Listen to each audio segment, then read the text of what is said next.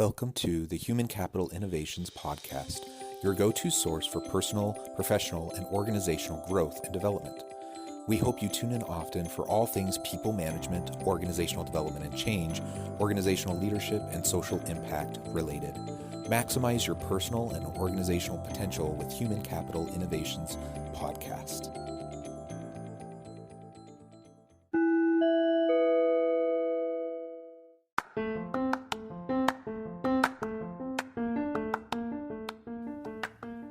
Welcome to the Human Capital Innovations Podcast.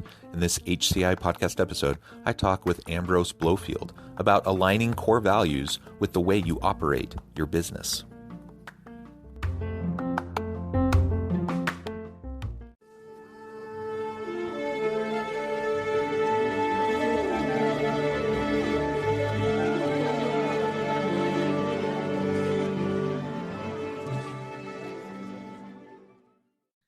Ambrose Blowfield, welcome to the Human Capital Innovations Podcast. Thank you so much, Jonathan. It's a privilege to be with you. Yeah, I'm super excited to have a nice conversation. And thank you so much for waking up in the wee hours of the morning. You're joining us from Auckland, New Zealand, and I'm here in Utah in the US.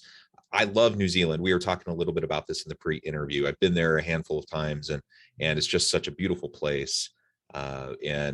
Both islands are enchanting, and I just have loved my time there. So I'm a little bit jealous that you are there. And I have to say, we're 18 months into this pandemic, and New Zealand's kind of the poster child for like handling things well in terms of the impacts of everything related to COVID.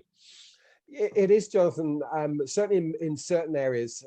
Thank you for saying the word we, meaning small, because that's the language that New Zealanders use. So clearly you have visited this beautiful place.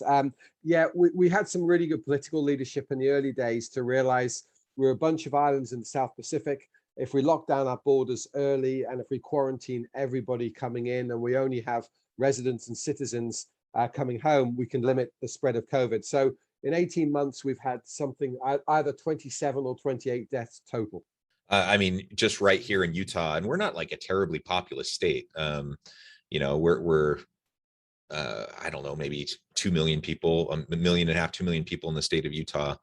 And unfortunately, we just continue to have really high levels of hospitalizations, and the death toll continues to rise. So it's a sad thing. I think in the US, we haven't handled things very well. Yeah, it's interesting, and maybe we'll get to this as well. It was a good demonstration of really clear leadership by our Prime Minister 18 months ago. And I think this is one key lesson I've shared with my clients around the world, is that she did explain why she was locking us down. And so it was really, really simple. As you know from New Zealand culture, family is really at the heart of a lot of the culture of New Zealand. Everything's about family. And part of that is respecting the elders. And that particularly comes from the indigenous population, the New Zealand Māori, where they have a principle of it takes a village to raise a child. So similar to a lot of European countries around the Mediterranean, or a lot of Hispanic countries, actually, in Far East countries, where 3 generations work closely together. She said to us all, I need the whole team of 5 million to get together on this. And we're doing it to protect our elders. And so that's your old school teacher, your old school principal. That's your grandparent down the street. It's the old neighbor you wave to. That's who you're protecting by staying home. And New Zealanders then get on board with that because we're very culture driven in this nation, very values based. And people understand family. We understand the importance of the 3rd generation. So it was partly driven through respect of elders that people stayed home when we were locked down. Well, yeah, that's really great context. And it does actually feed well into the topic of our conversation today. We're going to be focusing on aligning core values with the way we operate our business. And certainly, I think that's manifest in, the political realm in New Zealand in terms of dealing with COVID, as you just mentioned. As we get started, I just wanted to share Ambrose's bio with everybody. Ambrose Blowfield is one of Australia's leading trainers and speakers in sales, marketing, and business growth. He has both top-class academic and experience-based knowledge from working at many leading international companies. Having completed the highest rated bilingual business degree in the UK, he was one of only 15 applicants chosen from over 3,000 to join Procter & Gamble UK on their prestigious graduate program. He then worked for Australia's leading recruitment company, where he achieved double the average sales growth for his team.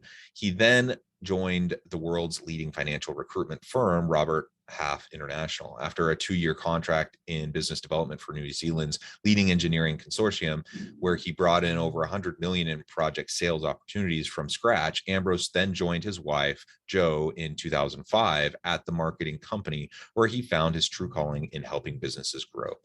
Now dedicates most of his time to its sister company, the Sales Mastery Company, the focus being on developing world-class business-to-business salespeople and sales managers.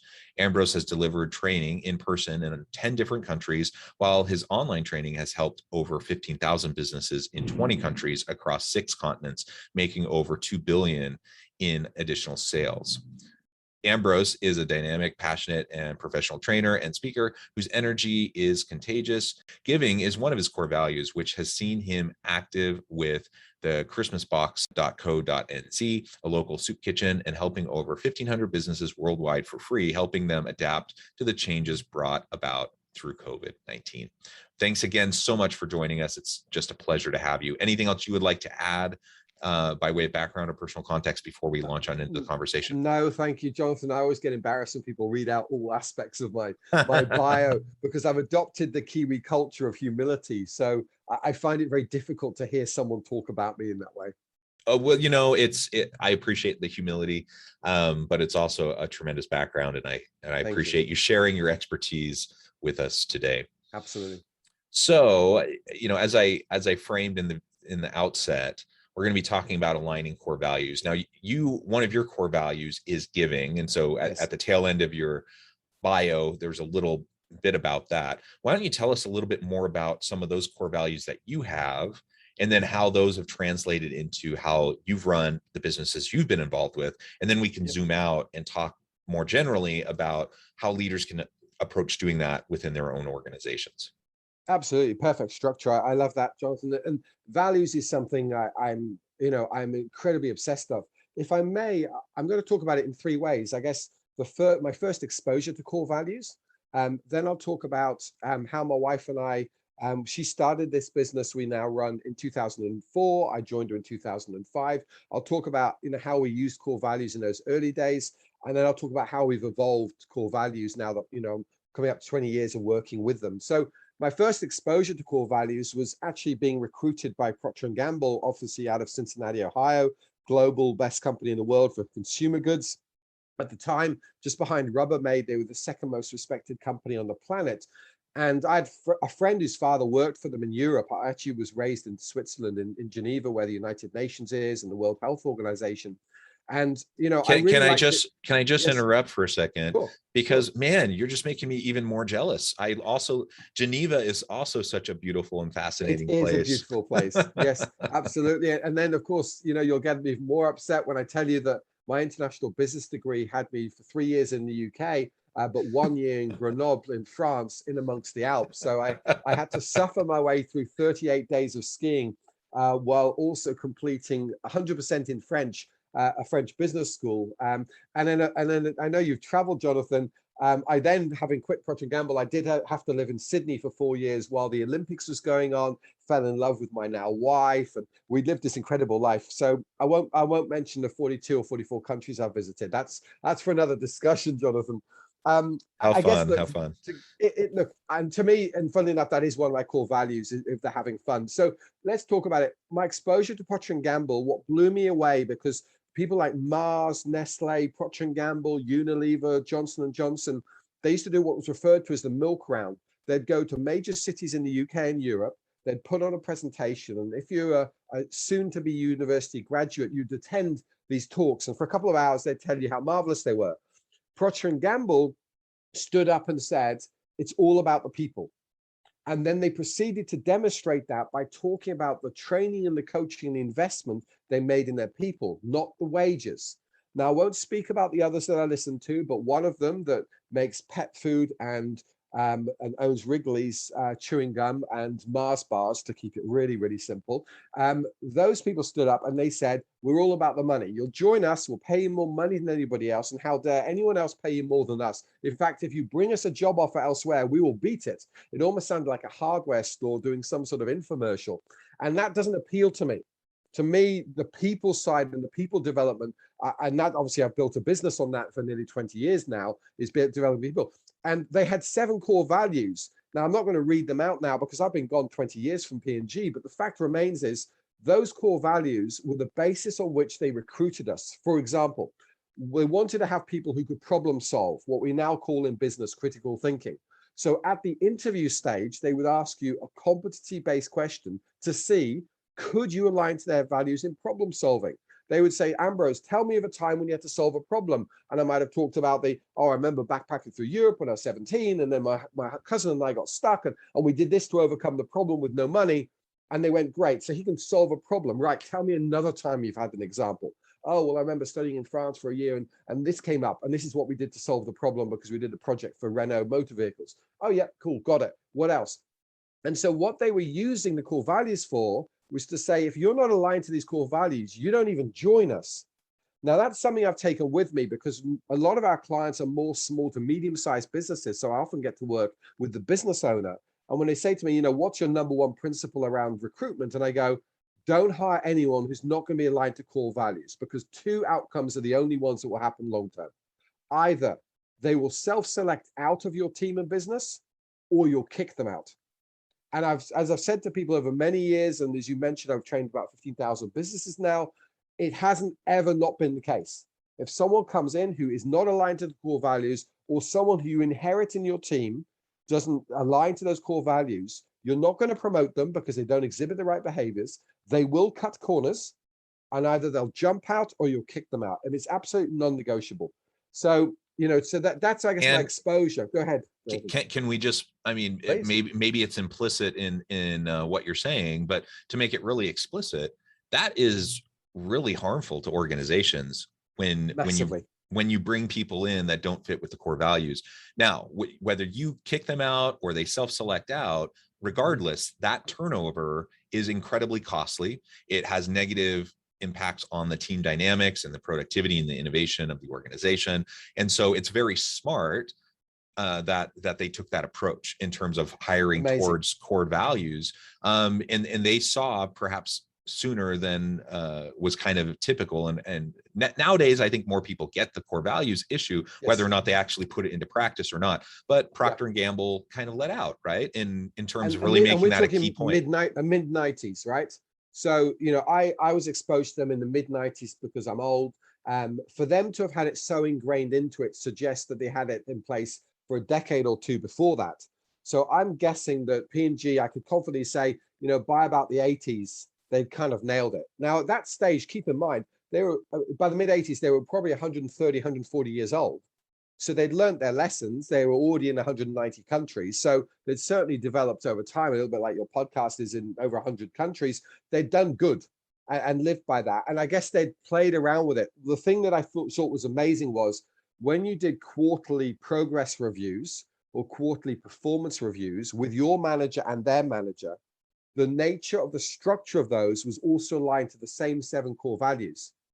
So it was the case of you couldn't get in without them, but you couldn't stay without them because they wouldn't sit down and go, what's your knowledge? What's your GPS score? How many degrees have you got? That was to get through the door, to have a degree to get through the door. But the case was, we'll teach you what you need to know. We'll give you the skills, which they did. We'll give you the knowledge, but ultimately you need to bring your attitude and who you are as a person. And then we can shape you into what we need to shape you into. And I trusted that until my best friend moved to Sydney, or was about to move to Sydney, Australia via Auckland. And I thought, you know what? I've just got to go and live in Australasia. I'd fallen in love with people in this part of the world and the pace of life. So I aligned to my core values around fun and I've spent 20 years living in a place that's really fun.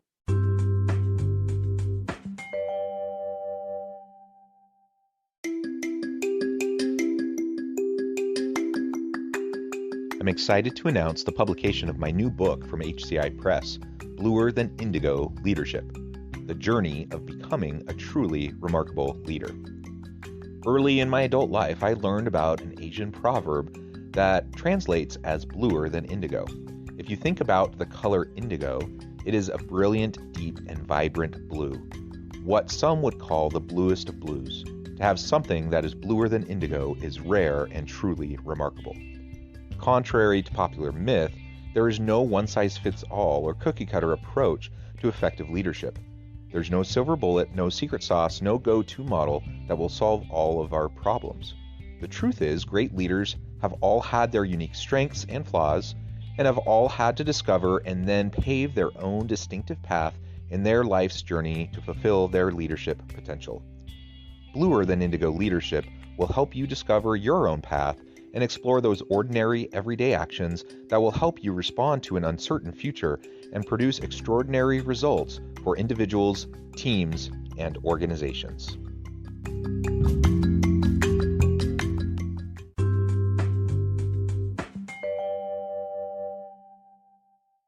Yeah, well, I really love that. I mean, there's so much there that's just so important. One, you figured out for yourself what your core values were. I think that's super important. So having values alignment and value congruence between individuals and the organizations they're working for is really essential to having really dynamic teams and effective organizations that consistently, sustainably bring value to the marketplace. And so everything you just described, I think, really articulates that quite well. The P&G example of how they hired for core values also was, is really just a really prime example. We need to be able to do that more and more within our organizations. That will save us all sorts of heartache and trouble in terms of how we're leading. And it does mean we have to invest a little bit more upfront into the process, right? Because assessing values and value alignment, values congruence is not super simple. You can ask some questions that kind of get at it, but you also have to dig a little deeper. So maybe you could talk a little bit about how they went about doing that and how you've done that in some of the organizations you've been associated with. Yeah, great question, Jonathan. For me, this is actually something we teach in a sales manager program we've got. Whereas I say to people, it's just non-negotiable. If the person's not going to be aligned to core values, don't even waste the time. Even if they come with a little black book of amazing contacts that are going to help them grow, eventually you're going to clash. So I guess what I've observed and what I've used over the years is that at the interview stage, you can ask competency-based questions to find out, does this person live these behaviors? That's what you're trying to get to. We talk about core values, we say, does this person live by these principles of behaviors? Not what do they think? The problem about most interview questions is someone will say, this is our market, this is our business, what do you think about it? Or what would you do when you're here? And all you're testing is their cognitive cleverness, their thinking.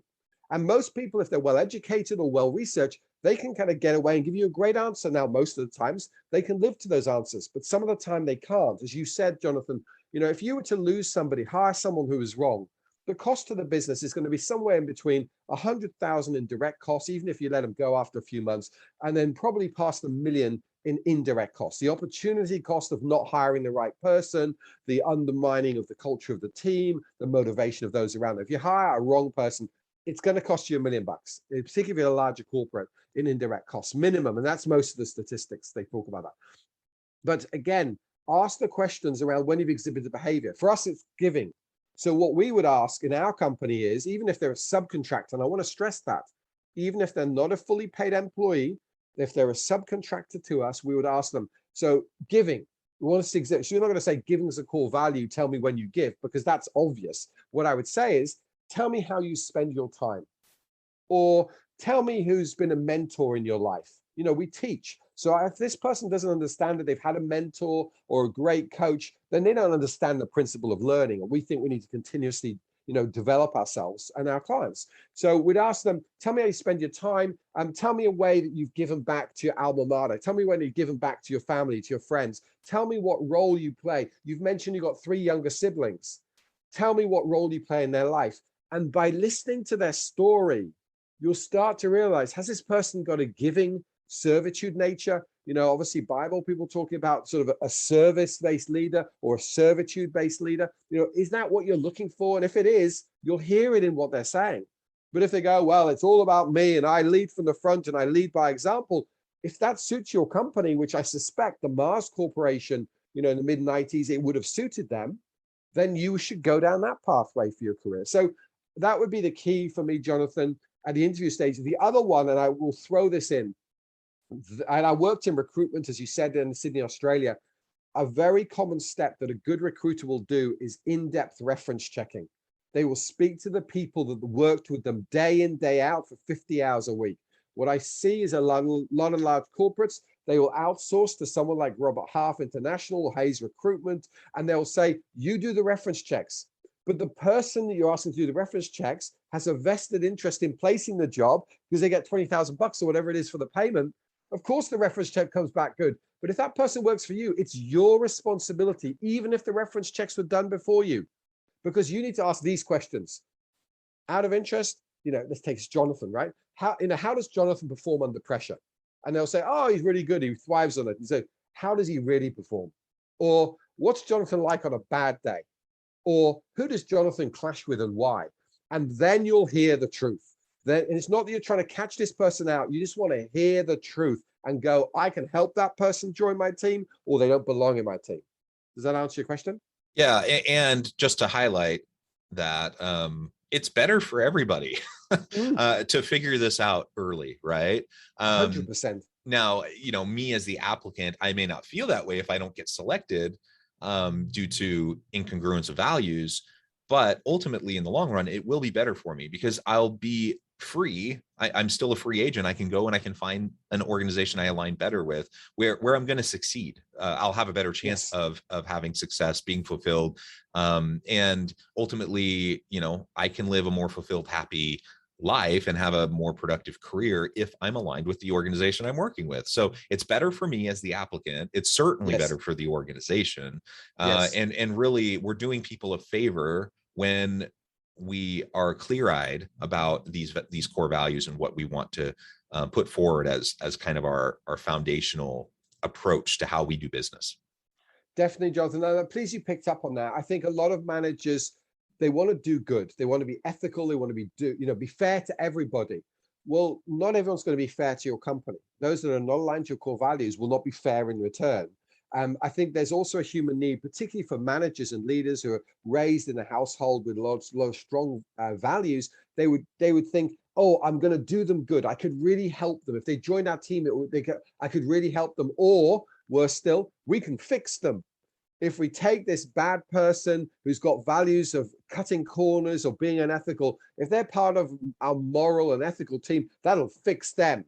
Well, you know what? If you want to fix somebody, go volunteer at the soup kitchen, go help out, go help kids on the street corner who maybe not have had the privileges that you've had. There's so many ways you can help the world, but do not run your business and your team like a charity. Be profitable, give to charities, sponsor charities, volunteer to charities, but don't run your team like it. Yeah, well said. And just bringing it back to what you were saying earlier, I mean, this is something that is being said from someone who has giving as a core value, who has servant leadership as a core value.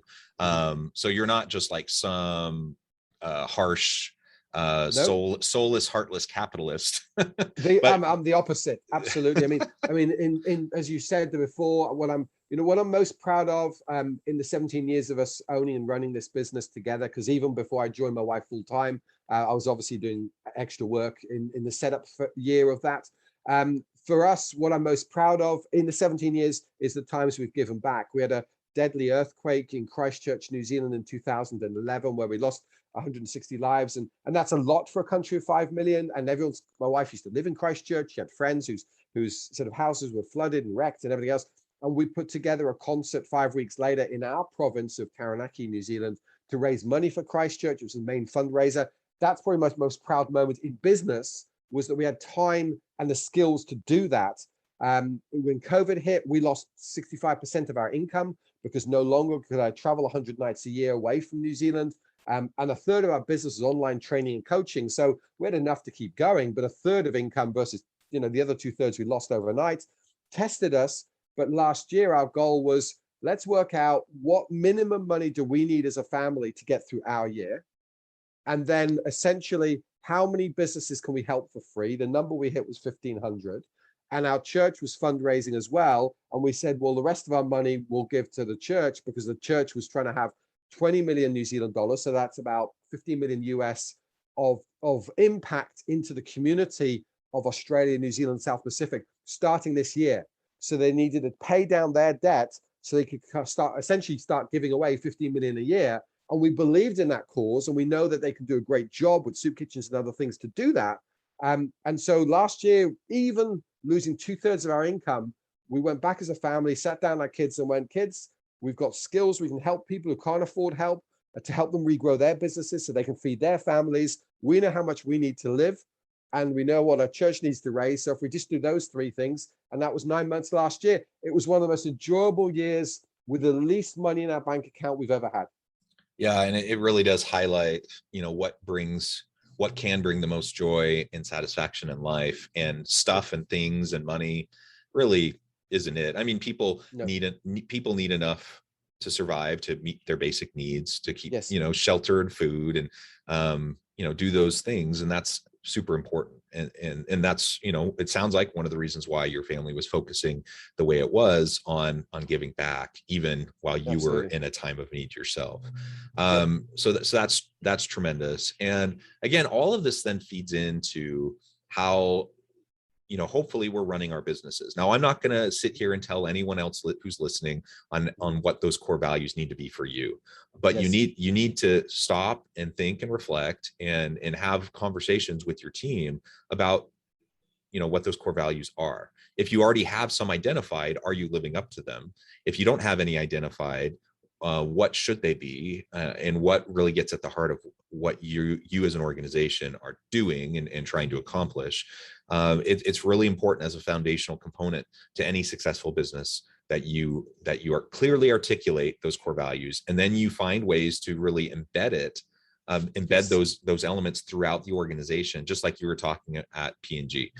So vitally important. And then once you do that, then you're in a position to make it part of the hiring process, the process of performance reviews and giving people promotions, and within a matter of just not too long a time, in a matter of a few years, you can start to see pretty tremendous cultural change within your organization as the organization comes into alignment with those core values. That's 100% right. That's a really great summary, Jonathan. I wish we had a lecturer like you at university. Of the 4 years I spent at university, no one ever summarized organizational behavior and core values like you just did. That would have saved me probably 3 years of the 4, to be honest. So I take my hat off to you. That's a brilliant summary.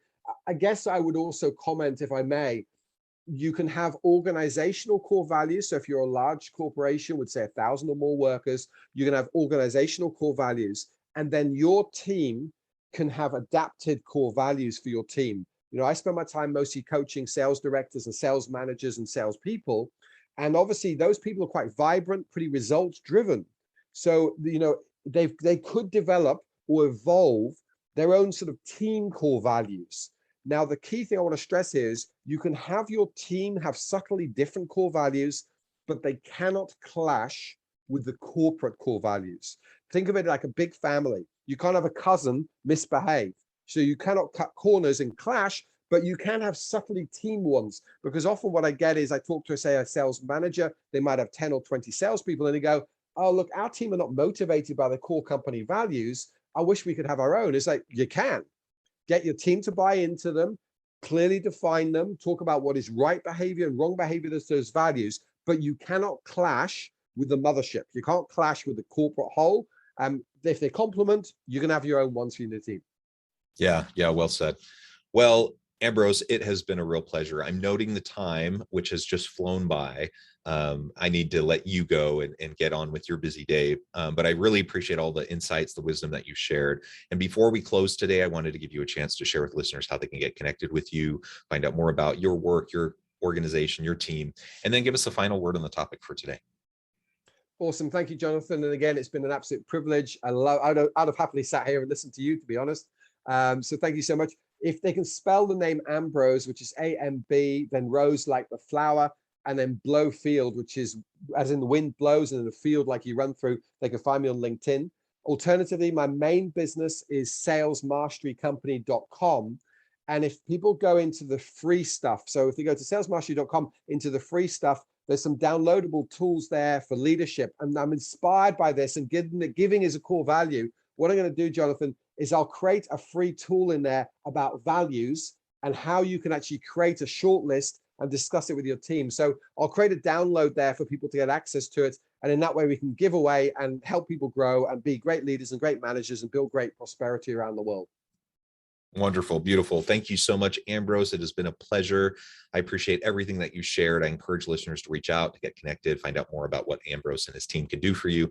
And as always, I hope everyone can stay healthy and safe, that you can find meaning and purpose at work each and every day. And I hope you all have a great week.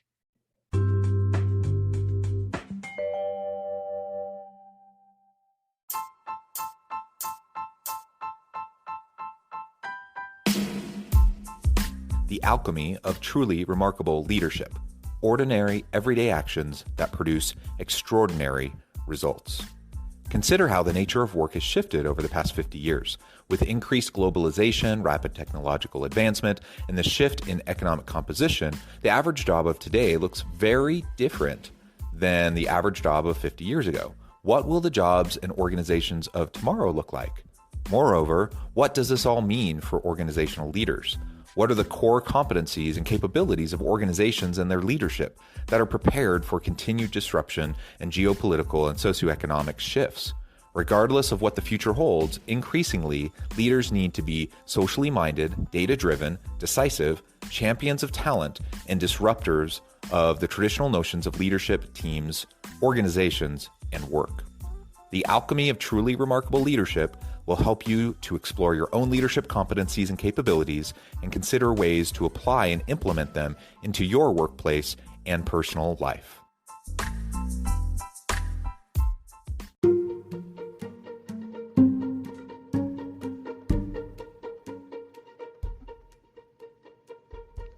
Check out Human Capital Innovations magazine, Human Capital Leadership. Human Capital Leadership is a free, interactive e-magazine with the mission to help individuals, leaders, and organizations find innovative approaches to maximize their human capital potential. We publish issues quarterly in August, November, February, and May. Take a look at the latest issue and let us know what you think.